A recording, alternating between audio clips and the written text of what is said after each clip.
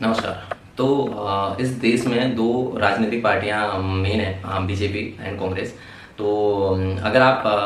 News politics को cover करते हैं, तो अगर इन पे वीडियोस बना रहे हैं तो सिंपली आपको बहुत न्यूट्रल रहना बहुत ज़रूरी होता है। तो जो भी इस तरह की वीडियो बनाते हैं वो लोग कोशिश करते हैं कि यार जो सही है उसको सही बोला जाए, जो गलत है उसको गलत बोला जाए। लेकिन प्रॉब्लम क्या है ना कि एक पक्ष कुछ चीज़ें बहुत ही एक्स्ट्रा ऑर्डिनरी कर देता है, एक पक्ष कुछ चीज़ें बहुत ही एक्स्ट्रा ऑर्डिनरी रूप में गलत कर देता है। सिंपली कल 15 अगस्त को मोदी जी जहां एक बार एक तरफ करोड़ों लोगों को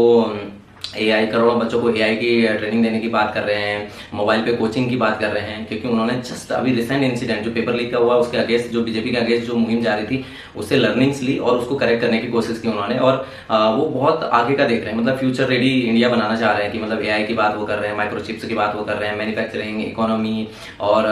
जो बच्चों की प्रॉब्लम है, कोचिंग्स वगैरह हर चीज़ की वो बात कर रहे हैं। तो ये होता है एक प्रोग्रेसिव माइंडसेट जो पॉजिटिव वे में वो रख रहे हैं सामने। दूसरी तरफ एक तरफ हमारे विपक्ष के नेता हैं राहुल गांधी, मतलब ऑलमोस्ट 60 के आसपास के हैं और मैच्योरिटी अभी तक उनका लेवल किस लेवल पे है कि वो एक प्रेस कॉन्फ्रेंस करते हैं जिसमें संदीप दीक्षित के साथ वो इतना फूहड़ और भद्दा कमेंट एक देश इटली के मतलब राष्ट्र प्रमुख पे करते हैं, मेलोनी के ऊपर इतनी गंदी टिप्पणी वहां पे आती है। तो चाह कर भी ना कोई मतलब उनको सही नहीं बता सकता और चाह के भी कोई ना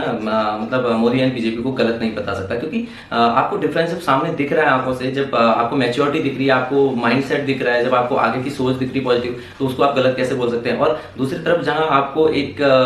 मतलब जो वो राज परिवार का बच्चा जो नाजों से पला हुआ है, जिसको पूरी जिंदगी लॉन्चिंग में ही लगा रखी है, वो स्टिल 60 के आसपास भी पहुंच गया, अभी भी मैच्योर नहीं हो रहा है वो। अभी देखो इतना बड़ा मुद्दा उनके हाथ में आया था, मतलब पब्लिक, बहुत सारे स्टूडेंट, बहुत सारा यूथ उनके साथ खड़ा होने लगा था, जैसे ही वो फिर इस तरह की हरकत कर देते हैं कि लोगों को उन पर ट्रस्ट बनता ही नहीं है। तो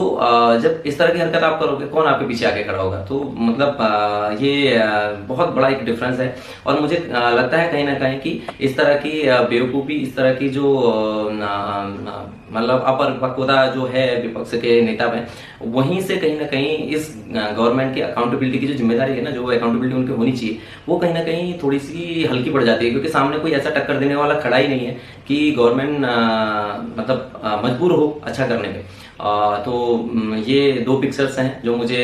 कल दिखी और मुझे रियलाइज हुआ कि क्यों इस देश में मतलब मोदी की फैन फॉलोइंग इस लेवल पे है, क्यों उनको लगातार गवर्नमेंट में होने के बाद भी उनके अगेंस्ट कोई विपक्ष में कोई खड़ा क्यों नहीं हो पा रहा है। क्योंकि जो सही चीजें हैं वो विपक्ष से होती नहीं है, जो गलत चीजें हैं वो विपक्ष से ला ला के उनको मुद्दे देता है। एंड ये सारी जितनी चीजें हैं ये मोदी जी ने अगले इलेक्शन कैंपेन में पूरी यूज करनी है, ये 100% श्योर है।